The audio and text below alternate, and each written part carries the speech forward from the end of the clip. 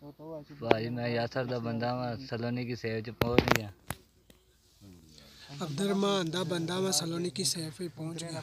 अपना नाम ही दसो ना। नाम मैं नाम है फरहान नाम है, साहब दा बंदा मैं सलोनी की सेफ ते पहुंच गया। साद नाम है, अब्दुर्रहमान भट्ट दा बंदा है, सलोनी की सेफ ते पहुंच गया। मैं यासर दा बंदा मैं सलोनी की सेव ते पहुंच गया ते पेमेंट ओके कर दो। महमूद जानता नाम उमर सलोनी की पहुंच गया।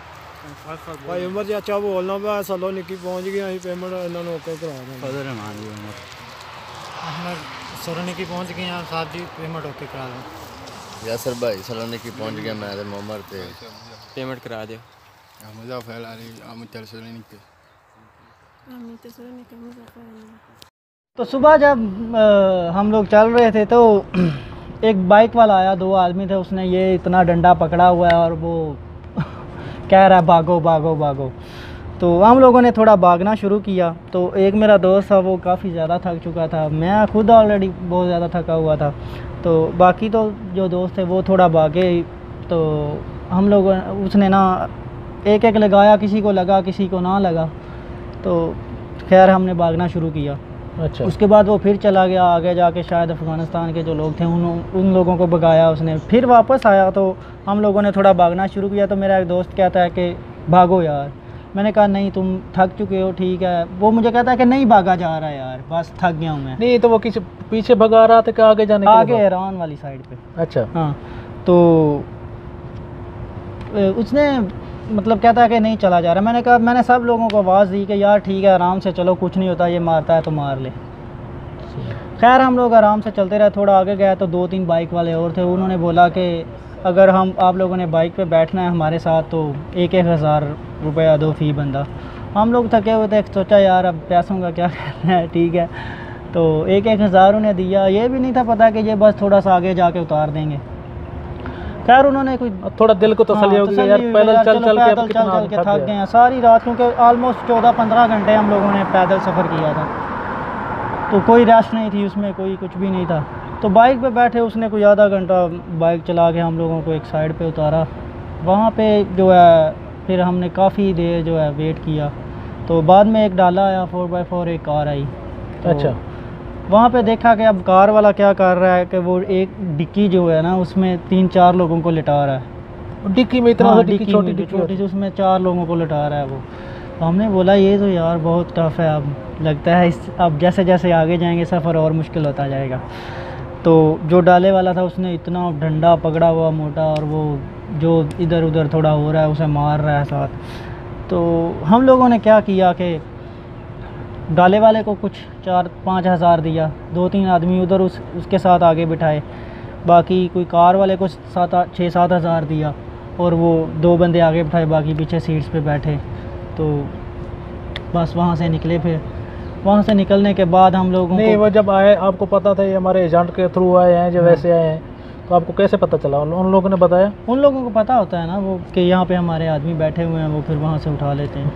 हाँ। और आपको दूसरी जगह मुंतकिल करते हैं आगे एक नई जगह पे, वहाँ आपको नए लोग मिलते हैं। तो फिर उसने हमें वहाँ से उठाया, और उन लोगों ने हमें ईरान शहर है किसका ना, जो पहला शहर है, वहाँ से बॉर्डर पार करने के बाद आपको एक ईरान शहर है, वहाँ पे एक सेफ पे उसने जाके हमें उतारा। तो हम लोगों ने, जो पीछे हमारा एजेंट था पाकिस्तान में, उसे कॉल की कि यार अब 2-3 दिन हो गए, 3-4 दिन हम लोग सफ़र में मुसलसल, तो हम लोग रेस्ट चाह रहे हैं। तो उसने बोला ठीक है। वहाँ पे हम लोगों ने फिर एक सेफ में रात गुजारी, लेकिन हाल सेफ का क्या था, ना पानी था वहाँ, ना कोई वॉशरूम वगैरह था, बस वैसे ही जो है ना, जैसे ये कोई बुरी जेल होती है। बुरी जेल होती है, उस तरह बस टाइम गुजारा। रात को खाने का टाइम हुआ तो हम लोगों ने बोला कि खाना, वो बोला कि लो पैसे दो कुछ खाने के। फिर उधर उसने हमसे 2-3 हज़ार पाकिस्तानी लिया। अच्छा। तो वहाँ पे रात गुजारी। उसके बाद फिर सुबह एक गाड़ी आई, उस गाड़ी में उसने हमें 9-10 लोगों को वहाँ से उठाया। एक और आदमी था, वो शायद अफ़गानिस्तान से ही था। तो 9-10 लोगों को फिर उसने जो है उस गाड़ी में बिठा के हमें जो है ना एक और नई जगह पे लेके गया। सही। उसने वहाँ उतारा। वहाँ से अब फिर हम लोगों ने वो जो है पैसे दिए कुछ, एक नए उस्मान शायद के इस तरह का कुछ नाम का लड़का था। अच्छा। तो उसने बोला, उसे कुछ थोड़ी ईरान में फ़ारसी बोलते हैं, आपको पता ही है। हाँ, तो वो उर्दू नहीं जानते। हाँ, उर्दू थोड़ी बहुत वो समझता था। उसने बोला कि हम लोग गाड़ी में 10-15 लोग जाएंगे, ठीक है, पहले आप 10 आए हो, आप 15 लोग जाएंगे। अब बहुत मुश्किल होता था जब आप गाड़ी चेंज करके नई गाड़ी में बैठते हो, 3-4 आदमी ज़्यादा ही बिठाए होते थे हर किसी ने। तो फिर उसे कुछ पैसे दिए, 5-7 हज़ार दिया, तो वो 10-11 बंदों को लेके निकला। तो वहाँ से हम निकलने के बाद जो है ना, एक नया शहर था, वहाँ पे पहुँचे। अच्छा, आपको शहर का नाम तो नहीं पता। बाई रोड लेके जाते थे या हाँ, किसी बाई देहात रोड में? लेके जाते हैं इन लोगों का, मतलब एक गाड़ी में आप बैठे हो ना, साथ 2-3 गाड़ी इनकी एक्स्ट्रा जा रही होती हैं, जो आगे से देखती हैं कि रास्ता, इन्फॉर्मेशन उसको पास करती है। इन्फॉर्मेशन देती हैं कि रास्ता ठीक है, साफ़ है, क्लियर है, ओके है, आ जाओ तुम। इस तरह का हिसाब होता है। वहाँ फिर इसने हमें एक नए शहर में उतारा। वहाँ जाके देखा वो इतने बड़े खुबस और वो साथ जो थोड़ा इरानियन दही, फूड है। हाँ, वो उसने हमें दिया। खैर हम लोगों ने खाया। नहीं तो आपको जब भूखे होते तो सच है कि कुछ भी हो पता नहीं लगता, वो बंदा खा लेता है। तो वहाँ जब अब जिस जगह पे उन्होंने हमें उतारा, तो वो मतलब ये जो भेड़ बकरियाँ होती हैं ना, इनकी वो हवेली टाइप थी। अच्छा। तो खैर फिर जारी ये बात, गाड़ी में उसने तकरीबन 12-13 लोगों को बिठाया। वहाँ एक और हमें लड़का मिला जो अगली सुबह आया, वो भी पाकिस्तान से था। सही। तो वो भी हमारे साथ ही फिर आगे से निकला। तो 10-12 मतलब 12-13 लोग थे उस गाड़ी में। सुबह उसने 10-11 बजे निकाला वहाँ से। तो वो लोग आपस में मतलब हमारे एक लड़के का इतना बुरा हाल था कि उसका सांस तक गाड़ी में लेना जो है ना वो मुश्किल हो रहा था, क्योंकि इतना आदमी को हाँ, भीड़ में। इतने आदमी। और आपको टोकना चाहूँगा कि ये सफ़र आपने गर्मी में स्टार्ट किया या सर्दी में था? ये ऑलमोस्ट था फरवरी के स्टार्ट में। नॉर्मल मौसम था। अभी अगर ये लोग यही सफ़र आदमी गर्मी के मौसम में करें ना, तो इससे भी बुरा हाल हो, तो आदमी मर तकरीबन 90% बहुत ज़्यादा लोग मरते हैं यार गर्मी में। तो बहुत ज़्यादा लोग मतलब मरते हैं पानी की वजह से, वैसे जो है। अच्छा, उन लोगों ने बिठाया तो वो उसका बुरा हाल था। हम लोग ड्राइवर से बार बार मतलब रिक्वेस्ट कर रहे थे कि यार ये सीट चेंज कर लेना। उसने वो ऐसे 2 सीटों के दरमियान जो जगह होती है ना, उसमें भी बिठाया हुआ था ऐसे आदमी को। तो उसके ऊपर भी आदमी बिठाया हुआ है। फिर वो इस तरह कह रहा था कि अभी तो कुछ ठीक है, लेकिन हम लोग इस तरह बिठाते हैं कि 4 बंदे सीट पे, फिर 4 वो सीटों के दरमियान जो जगह होती है, फिर हाँ 4 बंदे सीट के लास्ट वाली सीट पे, और फिर इनके ऊपर बंदे लिटा देते हैं, बंदों के ऊपर बंदे लिटा देते हैं। मतलब सांस लेना आपका मुश्किल हो जाता है। तो वो जब वो कहता है नहीं, हम लोगों ने जगह नहीं चेंज करनी देनी। वो एक चेन सी उसने पकड़ी है, वो उससे मार रहा है, आदमी को मार रहा है। अब मैंने जब देखा कि वो उस बेचारे का बहुत ही ज़्यादा बुरा हाल है, तो मैंने कहा चल ठीक है, जो भी हो जाएगा ना, तू अपनी जगह चेंज कर। साथ मेरे जो लड़का बैठा हुआ था, मैं सीट पे बैठा, वो हम लोगों ने उसे बोला कि तुम नीचे बैठ जाना। वो बोला कि ठीक है। अब जैसे ही वो हम लोग जगह चेंज करने के लिए वो ऊपर उठा, उसने ये चेन एक पकड़ी हुई है, मार रहा है ऐसे। मैं फिर अपने आगे मतलब हाथ से रोक रहा हूँ। तो खैर हम लोगों ने जैसे तैसे वो जगह चेंज कर ली, उसकी चेंज हो गई। हाँ। तो अब वो गाड़ी सारा दिन भगाता रहा। तो वो उसने हमें एक जगह पे छोड़ा, वो एक नहर सी थी, मतलब पानी तो नहीं था उसमें। तो वहाँ कुछ दरख्तों के दरमियान ही जंगल सा था, वो वहाँ पे उसने हमें छोड़ा है। तो वहाँ एक नया आदमी है, और आदमी चल एक और आदमी है। तो हम लोगों ने बोला यार कि बहुत ही मुश्किल हालात हैं। अफ़गानियों से वो रास्ते में कोई बहस हो गई थोड़ी बहुत, आपस में लड़ाई वगैरह उनसे भी हुई। तो कुछ हमने मारा, कुछ उन्होंने भी मारा। उसके बाद एक आदमी तंग होता है यार, हाँ, किधर आके फंस गया, दूसरा ये लोग। हाँ। वहाँ फिर क्या हुआ कि वो शाम के टाइम उन लोगों ने कहा कि हम लोगों ने फिर आपको निकालना है यहाँ से। तो 2 डाले आए, उन्होंने फिर हम लोगों से एक बंदे का 1000 रुपया लिया। उसी तरह वो हाँ, डाले में वो 50-60 लोग बैठे हुए हैं। आप एक दूसरे को धक्के मार रहे हो, कोई नीचे आ रहा है, किसी का सांस बंद हो रहा है, कोई मर रहा है, कुछ भी हो रहा है। ड्राइवर को इस चीज़ से कुछ लेना देना नहीं है, ठीक है। बहुत सारे लोग मरते भी हैं। मेरा एक दोस्त था, वो बता रहा था कि जब हम लोग गए तो हमारे साथ एक लड़का था, वो मतलब उसे कुछ मसला हुआ, सांस का प्रॉब्लम हुआ, तो डाले वालों ने नीचे धक्का मार दिया, वो वहीं पे बेचारा रास्ते में मर गया। ये होता है जब आप लोग मतलब जाते हो तो अब अगर पैदल चल रहे हो तो वो पहाड़ियों पे चल रहे हो तो आप लोग पीछे रह गए हो तो आप लोग पीछे छोड़ जाते हैं, वहाँ से ना आप निकल सकते हो ना आपको पता है कि किस साइड पे जाना है। ज़्यादा थक गए हो सकता है एजेंट खुद ही आपको धक्का मार के नीचे फेंक दे। हाँ, क्योंकि उन लोगों को पता है कि जिस आदमी ने पहुँचना है हमें उसकी पेमेंट मिल जानी है, जो नहीं पहुँचता ठीक है ना पहुँचे, और उन लोग को परवाह नहीं है। परवाह नहीं है किसी को भी। वहाँ से फिर निकले तो जो है उन लोगों ने हमें एक शहर के करीब बाहर ही किसी जगह पे उतारा। वहाँ जब हम पहुँचे तो देखा कि 10-12 लोग हम हैं और ऑलमोस्ट 100 के करीब जो है ना वो अफ़गानी है। अच्छा, हाँ, ये तो पाकिस्तानी की निस्बत अफगानी ज़्यादा जाते अफ़गानी हैं, बहुत ज़्यादा इंडियन भी तादाद जाते में हैं बहुत सारे, बहुत जो ज़्यादा पंजाब से। तादाद में जाते हैं इंडियन, ये अफ़गानी बहुत लोग इलीगल तरीके से जा रहे हैं। पाकिस्तानियों की फिर भी रेशो थोड़ी कम है दूसरे ममालिक के निस्बत। तो वहाँ जब उन लोगों ने हमें बिठाया, फिर गाड़ियाँ कई एक एक गाड़ी में 12-12, 15-15 बंदे बिठाए, तो बस निकल पड़े। अब दिन को भी सारा दिन सफ़र, रात को करमान सिटी पहुँचे। करमान से अब एक जगह पे स्टे किया तो वहाँ से हमें फिर एक और आदमी ने उठाया। इस तरह सफ़र ये होता हुआ। लेकिन जब भी आप कोई गाड़ी चेंज करते हो या आपको कोई नया बंदा मिलता था तो वो आप लोगों को एक दफ़ा मारता है, पैसे लेता है लाजमी तौर पे। तो वहाँ से तेहरान से फिर आगे बॉर्डर पार करने के जो एजेंट ने हमें बताया था कि 2 रास्ते हैं। एक तो वो बहुत ही फेमस है माकू पहाड़ी वाला, जिस पे वो कहते हैं कि पूरा साल ही बर्फ़ रहती है। अच्छा, हाँ, जैसे पाकिस्तान में सियाचिन में। हाँ, तो पूरा साल मतलब बहुत ज़्यादा ठंड होती है। तो एक और रास्ता था, वहाँ से वो कह रहा था कि थोड़ा सा पैदल चल के आपने, मतलब वो पहाड़ी नहीं है, दूसरा शायद कोई काने वाला रास्ता इस तरह बोलते हैं। तो अच्छा, जंगल टाइप है। जंगल टाइप है, तो वहाँ से आपको बॉर्डर पार कराएंगे। सही। खैर वहाँ से अब इन मुश्किलात, हर मुश्किल से गुज़रते हुए जब भी आप एक स्टेप आगे बढ़ जाते हो तो आप पीछे वाला सफ़र भूल जाते हो। यार चलो कोई नहीं, मुश्किल है, किसी तरह हम लोग पहुँच जाएंगे। हाँ, तो आपको पीछे वाली मुश्किलात जो हैं वो भूल जाती हैं, आगे आपकी नई मुश्किलात स्टार्ट हो जाती हैं। तो बॉर्डर पार किया। अब बॉर्डर पार करने के बाद जो है वो जहाँ पे आप लोगों ने पेमेंट वगैरह देनी होती है, वो तुर्की का एक सिटी है दोगो ब्याज शायद। तो वहाँ पहुँचने के बाद ही आप लोगों को मतलब जो एजेंट है वो आपके में कहता है कि कॉल करो और पैसे, जो पाकिस्तानी जिस एजेंट से बात हुई है वो आप लोग उसे उसको घर पैसे दे के पैसे दे आओ। सही। अगर कोई बंदा एक दिन भी या 1 घंटा भी पैसे जिसके लेट मिले तो उसका मार के वो बुरा हाल कर देते हैं। नहीं तो उसको बाई अकाउंट पे देते हैं या बाई हैंड दे के आते हैं? बाई हैंड, वो जिस एजेंट से पाकिस्तानी से आपकी बात हुई होती है ना, वो आप उसको पैसे देते हो, वो आगे फिर मेन एजेंट जो होता है वो इनका ईरानी होता है।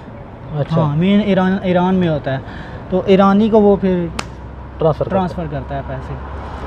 तो वहाँ से पेमेंट हुई। वहाँ पेमेंट होने के बाद जो है ना वो आप लोगों को कई दफ़ा तो वो मतलब गाड़ियों में ही लेके जाते हैं, कुछ टैक्सी में बिठाते हैं, कुछ वो ये मेट्रो वाला सिस्टम है, बस पे टिकट लेके बिठा देते हैं। तो इस्तांबुल पहुंच जाना है। इस्तांबुल पहुंच के आप जो लोग वो जो आगे फिर जहाँ वो कहते हो कि वहाँ पे जो है ना अपना सेटलमेंट खुद करनी है, किसी से आपका रब्ता हो, कोई अपना हो तो वहाँ आपको ले जाता है।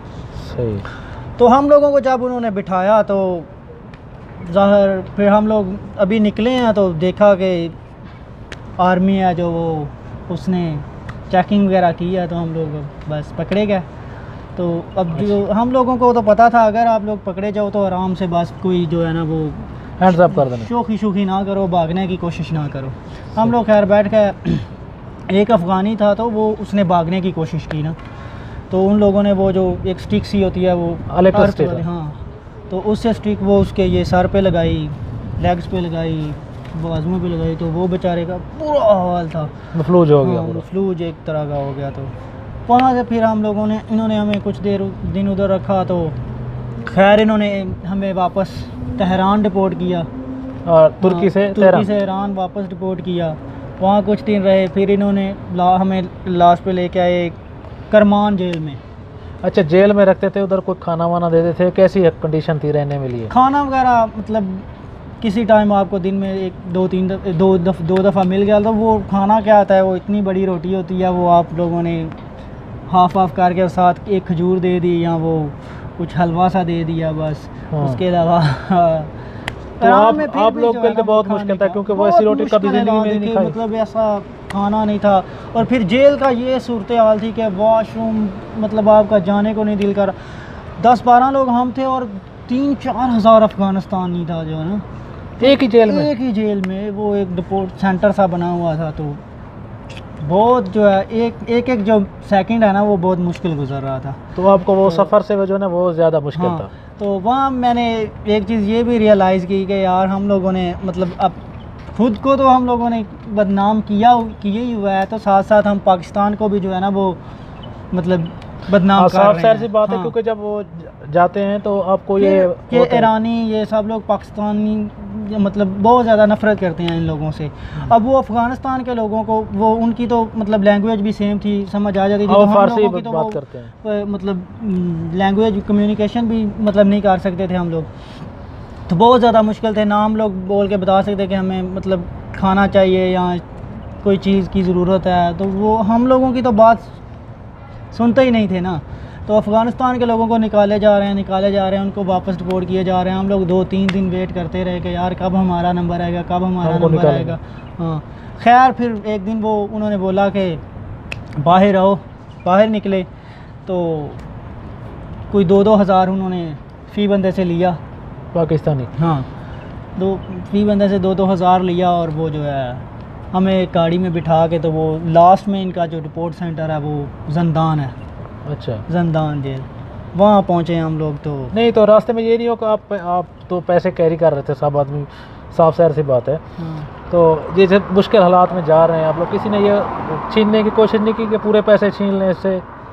होता है, बाज़ औक़ात होता है, लेकिन हमारे साथ चलो नहीं हुआ, लेकिन होता है कि बाद में बाज़ औक़ात ये एजेंट लोग ही आप लोगों को जो है ना वो किसी के साथ मिलके आपके पास जो कुछ भी होता है मोबाइल पैसे वगैरह ये सब लोग आपसे छीन छीन लेते हैं। तो वो बहुत मुश्किल है क्योंकि हर जगह पे आपने बताया कि पैसे दे के जाते हैं। हर जगह पे आपने पैसे कम से कम आपने जो एजेंट से बात की होती है वो तो अलग हैं, आपके पास कम से कम 50-60 हज़ार जो है ना वो रुपया होना चाहिए, तो फिर आप लोग तुर्की तक पहुंच सकते हो।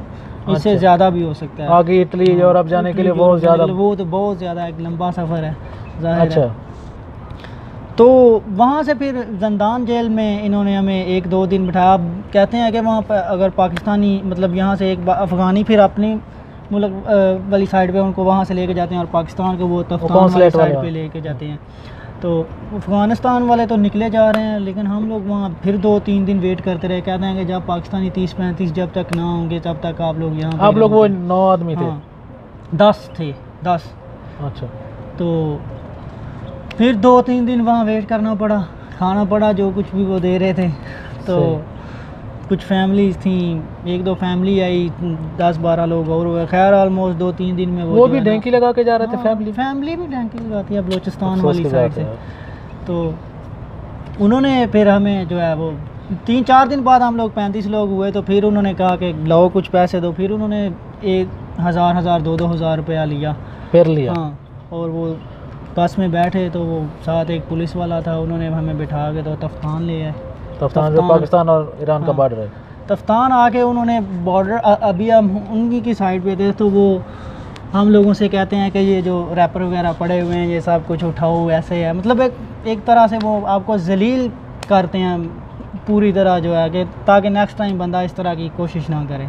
सही नहीं, एक तरह से वो अच्छा भी करते हैं क्योंकि हम लोग जैसे अनलीगल तरीके से जाते हैं, ज़ाहिर बात एक तो हम लोग खुद जलील होते हैं, मर भी सकते हैं। सेकंड थिंग ये है कि हम लोग को उसका मुल्क का नाम बदनाम करते हैं। ज़ाहिर बात है, अपने मुल्क को आप बदनाम कर रहे हो क्योंकि सब। अच्छा, पाकिस्तान जब वहाँ से पाकिस्तान इंटर हुए तो उनका बिहेवियर क्या होता है, आपको कैसे वो ट्रीट करते हैं? अब जब उन्होंने हमें बॉर्डर पार करवाया तो आगे ही एफसी वाले थे, उन्होंने हमारा आईडी वगैरह चेक की। जिसके पास आईडी वगैरह होती है वो उन्हें पाकिस्तान में मतलब इंटर होने देते हैं, नहीं तो वो वापस उधर ही भेज देते हैं। ठीक है, उधर ही रहे।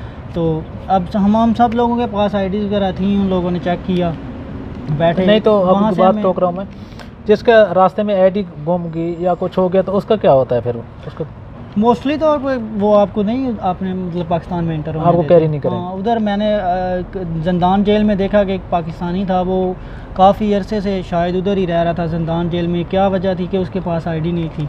उधर जंदान जेल में वो सफाई वगैरह कर रहा था और अपनी ज़िंदगी गुजार रहा था। अच्छा। तो FC वालों ने हमारे नाम वगैरह लिखे, IDs वगैरह चेक की, हमें ले गया। फिर आर्मी ने हमें वो बॉर्डर से आगे लेके हमें अलीट एक थाना है वहाँ तफ्तान में, तो वहाँ थाना पहुँचे। थाने पहुँचने के बाद मतलब रवैया आपको पता ही है, फिर आप इलीगल तरीके से गए होते हो, आपकी पुलिस का उनको भी गुस्सा होता है क्योंकि मुल्क का नाम बदनाम किया। हाँ, तो उन लोगों ने हमारा नाम वगैरह लिखा, कुछ मारा पीटा भी। अच्छा। हाँ, तो वहाँ से फिर उन्होंने बोला कि हमें भी कुछ पैसे दो। हाँ, पैसे हर बंदा खा रहा था क्या? नहीं तो ये पाकिस्तान में आके डिपार्टमेंट में FC वाले भी ऐसे कर रहे हैं, सब ऐसे कर रहे हैं, टोटली इन सबको पता होता है। तो उन लोगों को पता नहीं है कि ये यार हैं तो इनलीगल तरीके से। हाँ। और पाकिस्तान में जाएंगे कोई, आजकल तो सोशल मीडिया का वो दौर चल रहा है, तो वो जाके हमारा वो करेंगे तो वो उसको कुछ नहीं करते। कुछ भी नहीं है। मैंने तो ये यहाँ तक ऑब्जर्व किया कि तफ्तान में जो लोग हैं वो उन लोगों से कोई पूछने वाला है ही नहीं है, इस तरह का कोई सीन ही नहीं है। तो वहाँ थाने में फिर हम लोगों ने उन्हें कोई 500-500 दिया।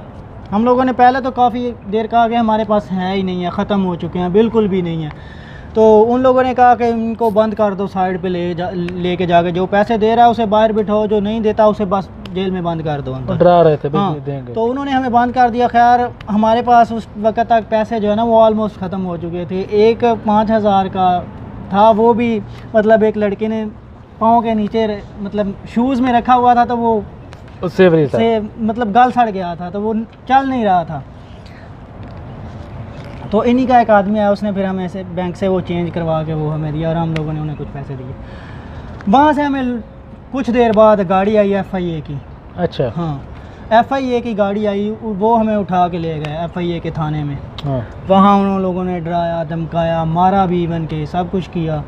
तो अब कहते हैं कि हम लोग आपसे फ़ी बंदे का मतलब 12 हज़ार ख़र्चा आ जाएगा, तो आप लोग पाकिस्तान से मतलब अपने घर से मंगवा लो, इजी पैसा की सहूलत हम लोग देंगे।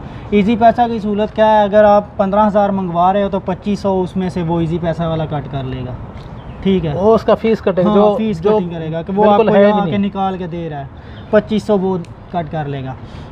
उसके बाद फिर जो शायद गवर्नमेंट की फ़ीस है, आप इस तरह अगर वापस आते हो तो वो 3000 है, लेकिन FIA वाले वहाँ भी 7-7, 8-8 हज़ार ले रहे हैं। और खाने की ये सिचुएशन है कि एक टाइम आपने 100 जो है 100 रुपीज़ का खाना ही खाना है। अगर आपने खाया है या नहीं खाया वो आपने देने ही, वो आपसे चार्ज करेंगे। हाँ, चार्ज करेंगे। तो वहाँ इन्होंने हमें 4-5 दिन ऑलमोस्ट रखा। तो नहीं तो उसमें से बहुत सारे आदमी थे, तो किसी ने नहीं बोला कि यार हमारा जो है ना अपनी पाकिस्तान में है, आपको क्यों एक्स्ट्रा पे करेंगे? वो वहाँ पे मैंने आपको बताया कि मतलब ये 2-3 कमरे हैं, जेल साइड पे बनी हुई है, इतना मतलब गंदा माहौल है कि एक सेकंड भी रहना वहाँ मुश्किल है, लेकिन आप लोगों को रहना पड़ता है फिर मजबूरी की वजह से। तो FIA वाले उन्हें कोई भी वहाँ पे पूछने वाले ही नहीं यार, तो आपको पता ही नहीं है कि क्या आप किससे ये चल रहा है, बस इस तरह का सिस्टम चल रहा है। सही है।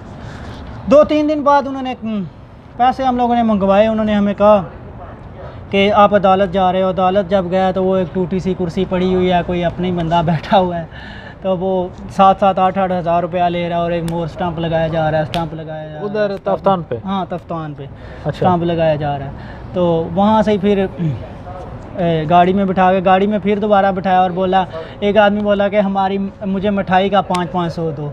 मिठाई? हाँ, मिठाई दो आप लोग। मिठाई इसको क्या मतलब है कि हम वो लोग शादी पे आए हुए हैं, हम लोग कितना मुसीबत से आ रहे हैं, चलो हम लोगों ने गलती की है। अब फिर बोला चलो यार, अब जहाँ पे इतने सब कुछ हो गया, ऐसे भी 500-500 दो मिठाई का।